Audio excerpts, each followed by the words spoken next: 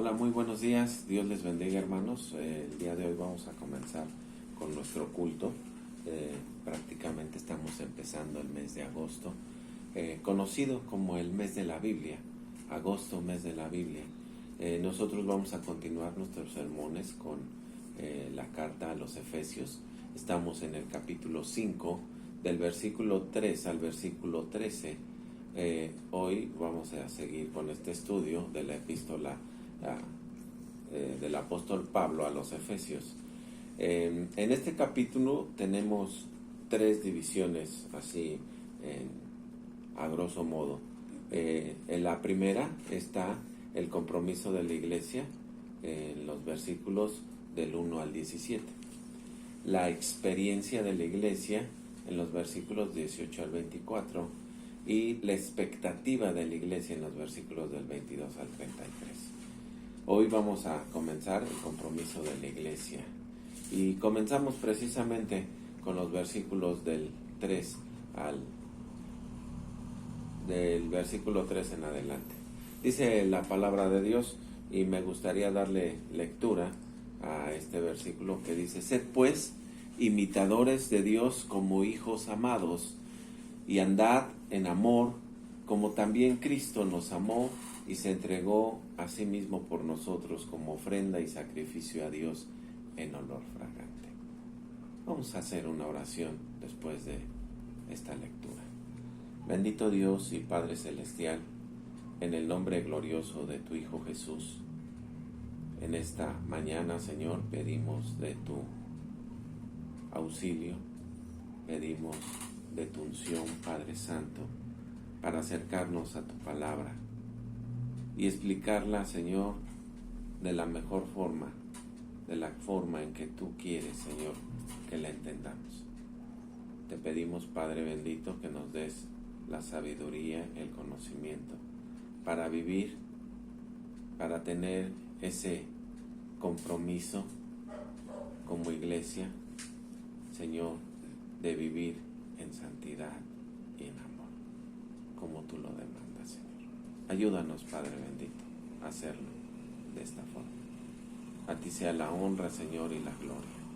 Recibe nuestro culto, Padre, como un perfume que llegue a tu presencia. Amén. Les recuerdo, queridos hermanos, que vamos a tener el orden de culto a través del WhatsApp y también a través del mensaje, un mensaje por el YouTube.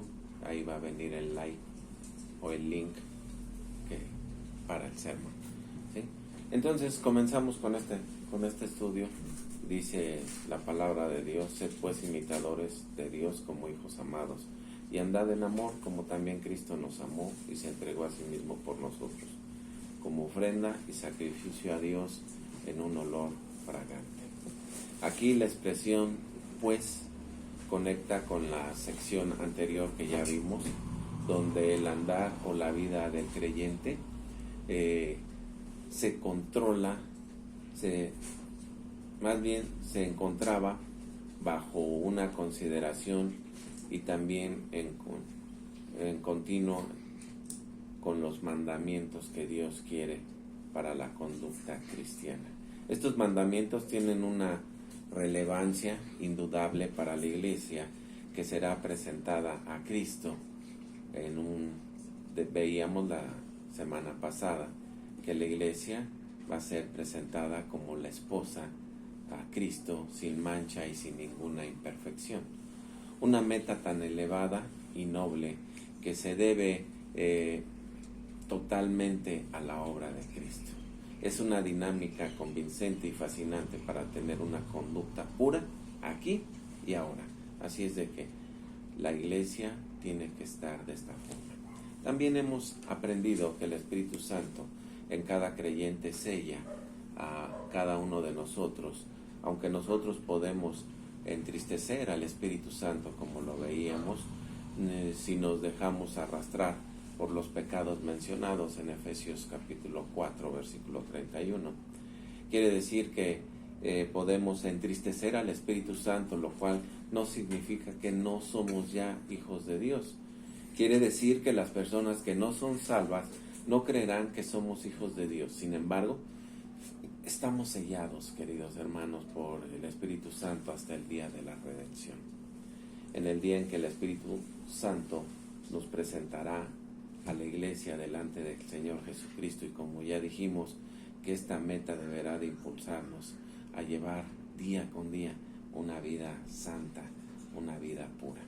El creyente tiene que ser un imitador de Jesús, especialmente en el tema del perdón. Sin embargo, esto se aplica a todos los aspectos de la vida cristiana. Los no judíos que anteriormente vivían en un nivel inferior habían sido llevados al nivel del amor de Jesús. En esa nueva situación eran entonces llamados hijos amados. El plano del amor en el cual han sido elevados es el amor de Cristo, que nos mostró cuánto nos amó hasta el punto de entregarse a sí mismo por nosotros como una ofrenda y un sacrificio. Entonces vamos a leer el versículo 3 y 4 del capítulo 5. Y dice: pero inmoralidad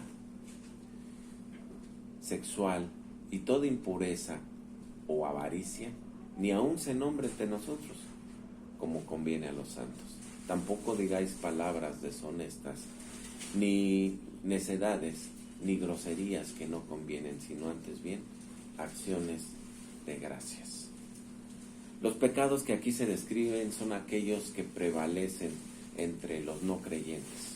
Son pecados comunes en un mundo actual, y todos ellos tienen que ver con la forma más baja de inmoralidad. Pablo estaba diciendo aquí que el Hijo de Dios no podía habitualmente tomar parte en esas acciones. Aún la complacencia más leve en estos pecados provoca una repulsión y agonía del alma. En varias ocasiones hemos afirmado que si alguien puede pecar y ese pecado no le molesta ni le preocupa en ninguna manera, entonces esa persona no es un hijo de Dios. Muchas veces les he comentado esto, queridos hermanos, estimados oyentes, que tengamos mucho cuidado cuando pecamos y no sentimos esa repulsión hacia el pecado. Si no sentimos nada, entonces estamos en un grave problema, porque tal vez no somos hijos de Dios. Porque un hijo de Dios, cuando peca, hay una contristación del Espíritu Santo y Él nos hace sentir ese pecado, esa forma de no sentirnos bien con nosotros mismos por lo que hemos hecho. No creemos que exista ninguna otra alternativa, pero debemos decir que si hay convicción e inquietud en el corazón de una persona, como el hijo pródigo, podemos ponerlo como ejemplo, puede dirigirse a su padre como lo hizo. Cada uno de nosotros debemos de dirigirnos a nuestro padre. El hijo pródigo, esa persona que se siente como aquel hombre de la parábola, él tenía el deseo de estar nuevamente en casa de su padre, porque formaba parte de los cerdos. Nunca mostraron deseo de cambiar su situación o condición porque él estaba con ellos. Así que los pecados que se enumeran en este pasaje son del nivel más bajo que puede haber. Cuando va uno delante de Dios con sus pecados, uno no los envuelve en un paquete y se los presenta así, en conjunto. Más bien uno se los menciona a Dios detalladamente, porque uno quiere cambiar esa forma de ser, esa forma de pensar, esa forma de vivir. Uno acude a Dios para confesar sus pecados y lo hace mencionando cada uno específicamente, para restaurar esa relación o esa comunión o ese compañerismo con Dios. Ahora, a veces los creyentes caen en pecados, como por ejemplo los del mal uso de la lengua, en lo que se ha acusado a muchas personas, y muchos hemos caído en eso, queridos hermanos, es el mal uso de nuestra lengua. Hemos sido homicidas porque hemos hablado cosas que no debemos. En esos casos debemos de confesar a Dios todo lo que hicimos y todo lo que pensamos. Hubo un hombre que se llamaba, más bien se apellidaba Fenelón, que expresó esto y que me gustaría compartirles a ustedes, queridos hermanos. Él decía: cuéntele a Dios todo lo que hay en su corazón, como si descargase su corazón con sus placeres y sus dolores a un amigo querido. Cuéntele todos sus problemas a Él para que Él lo pueda consolar. Cuéntele todas las alegrías que tiene para que Él las pueda serenar.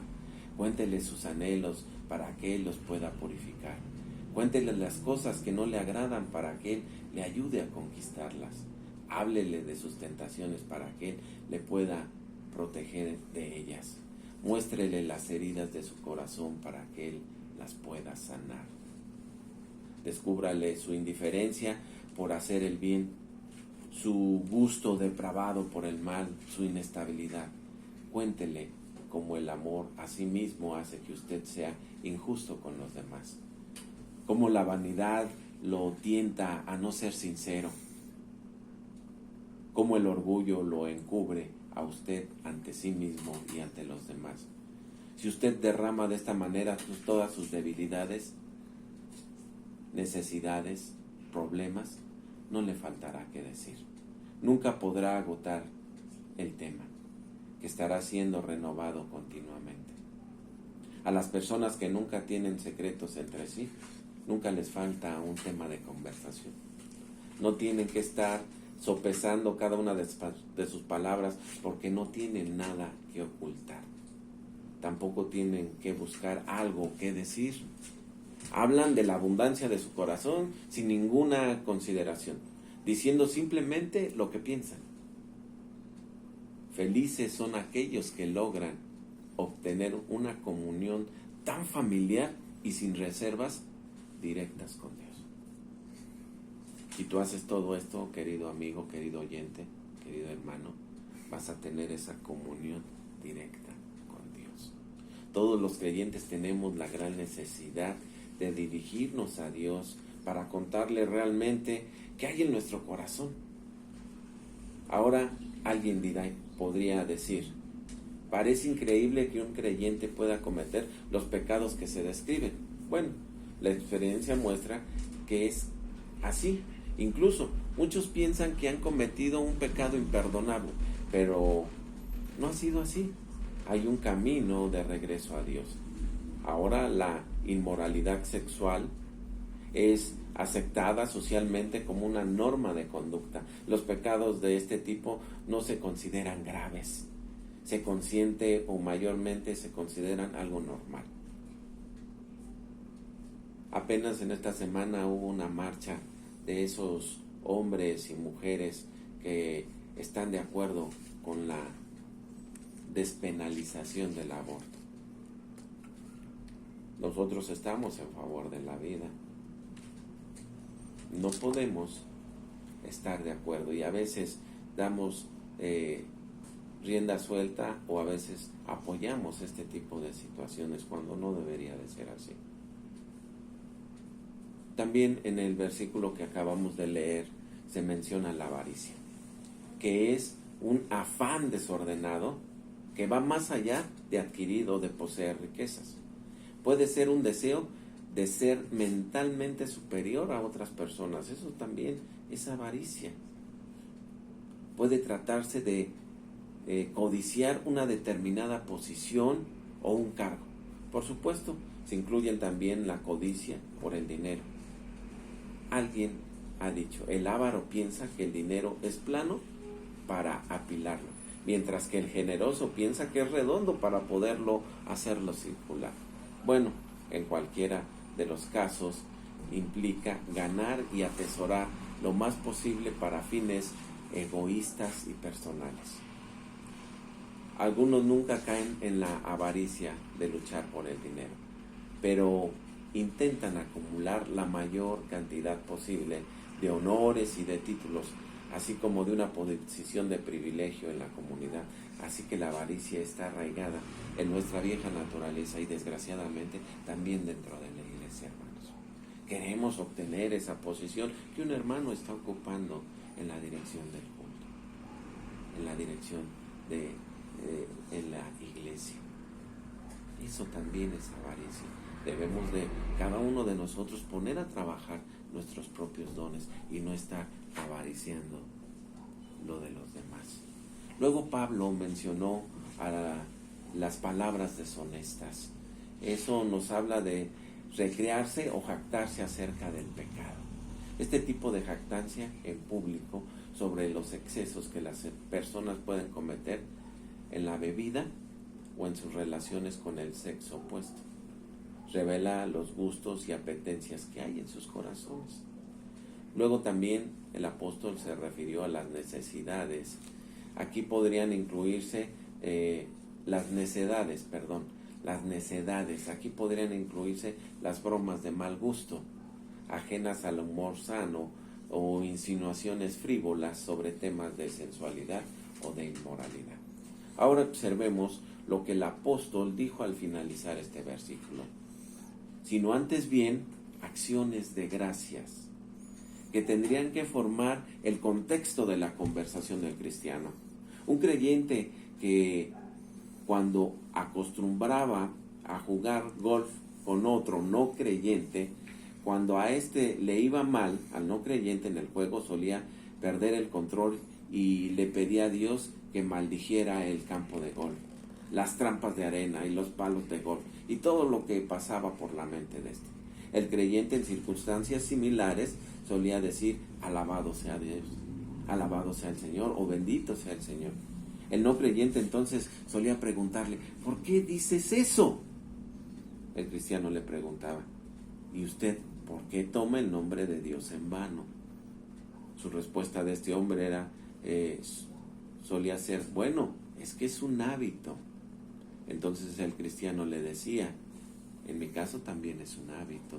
Cada vez que oigo a alguien maldecir implicando a Dios, yo lo alabo y le doy las gracias por algo. Es como si se tratase de equilibrar las cosas. Volviendo a este capítulo 5 de la epístola de los Efesios, el versículo 5 dice: ¿sabéis esto? Que ningún inmoral o impuro o avaro que es idólatra tiene herencia en el reino de Cristo y de Dios. Y creemos que se entiende con toda claridad que la persona que no ha sido regenerada y que practica estos pecados no tiene ninguna parte en el reino de Dios. Eso es clarísimo. Ahora, si un hombre que profesa ser creyente y practica estos pecados, entonces él se clasifica inmediatamente en esa categoría. No importa cuál es su posición en un círculo cristiano, tal persona le está diciendo al mundo perdido que él no es hijo de Dios. Y vivir en esa corrupción moral y espiritual es colocarse uno mismo más allá del límite de lo inaceptable para un hijo de Dios. Continuamos leyendo el versículo 6 y 7 de este mismo capítulo, donde dice: nadie os engañe con palabras vanas, porque por estas cosas viene la ira sobre los hijos de desobediencia. No seáis partícipes con ella, en vista del hecho que la ira de Dios será derramada sobre aquellos que no hayan sido regenerados a causa de estos pecados. Se deduce entonces que el Hijo de Dios no puede participar en estas acciones sin incurrir en el desagrado y en el juicio de Dios. Es decir, que si él realmente es un hijo de Dios, Dios lo va a juzgar. Recordemos que él juzgó a David. Cuando David cayó una vez en el pecado y Dios se lo colocó el látigo sobre su espalda y nunca lo quitó. Y Pablo nos dijo en su primer carta o epístola a los Corintios, en el capítulo 11, versículo 31 y 32, dijo: si pues nos examinamos a nosotros mismos, no seremos juzgados, pero siendo juzgados somos castigados por el Señor, para que no seamos condenados con el mundo. Si usted puede pecar y salirse con la suya, entonces simplemente usted no es hijo de Dios. ¿Y sabe por qué? Porque Dios tendría entonces que condenarte a usted con el resto del mundo, lo cual querría decir que usted no es salvo. Ahora, si usted es hijo de Dios y practica esos pecados, Dios lo va a castigar aquí y ahora. Y si Él no lo castiga, estimado oyente, entonces usted se encuentra en una terrible condición. Y eso quiere decir que usted no es un hijo de Dios, porque Él no castiga a los hijos de Satanás. Continuemos con el versículo 8 al 10. Porque en otro tiempo erais tinieblas, pero ahora sois luz en el Señor. Andad como hijos de luz, porque el fruto del Espíritu es en toda bondad, justicia y verdad, comprobando lo que es agradable al Señor. El apóstol Pablo aquí les estaba recordando a los creyentes su estado antes de su conversión. Ellos no simplemente estaban en las tinieblas, eran tinieblas. Decimos en la actualidad que la persona que no ha sido salva está en tinieblas, pero esa es una condición aún peor. Uno no puede imaginar su condición hasta que ve de cerca hasta dónde puede llegar una persona en esa situación. Observemos la frase, ahora sois luz, que significa que nosotros debemos reflejarle a Él, que es luz del mundo. Pablo estaba aquí identificando el fruto de la luz, es decir, que estaba destacando las características que siempre identificaron, que siempre acompañan a la luz. Ahora, ¿cuáles son esas características? Es en toda bondad, quiere decir amabilidad, justicia, que quiere decir rectitud moral y verdad. Se refiere principalmente a la sinceridad y a la autenticidad. Es decir, que el cristiano debe someterse a prueba su vida de esta manera, para comprobar si está en la esfera de la voluntad de Dios y por lo tanto viviendo una vida que le agrade a Dios. En cierta ocasión alguien preguntó, ¿qué significa vivir en luz de Dios? Pues aquí tenemos una descripción de ello desde la palabra de Dios. Es vivir en bondad o amabilidad, en justicia o rectitud, moral y en sinceridad. Es decir, con sinceridad y autenticidad. Y esto quiere decir que debe de ser los 7 días de la semana, los 365 días del año, las 24 horas del día. Veamos qué dice el versículo 11 al 13 de este mismo capítulo. Y no participéis de las obras infructuosas de las tinieblas, sino más bien reprenderlas, porque vergonzoso es aún hablar de lo que hacen en secreto. Mas todas las cosas, cuando son puestas en evidencia por la luz, son hechas manifiestas, porque la luz es la que manifiesta todo. Más bien, hay que reprobar, desaprobar esas prácticas, porque muchas veces consentimos. Vemos la homosexualidad y pues yo no me meto con ellos, que hagan con su cuerpo lo que quieran. No, hermanos, debemos de reprobar esas situaciones, esas personas, hablarles del amor de Cristo para que sean transformadas a través de Él. En esta semana estaba viendo algunos videos de algunos homosexuales que se han arrepentido y han llegado a los pies del Señor. Su vida puede cambiar. No es una forma de vida, no nacieron así, es un hábito que han aprendido. Bueno, continuamos. Más bien hay que reprobar y desaprobar esas prácticas. Eso significa, ello no significa que el cristiano ha de convertirse en un reformador. Quiere decir que por la luz que refleja su vida, escuchen bien, por la luz que refleja tu vida, querido hermano, que estás viviendo en armonía, en paz, en santidad, Él mismo es un reproche de esas obras de oscuridad. La luz revela lo que la oscuridad oculta. La oscuridad no es apartada por predicar sobre ella.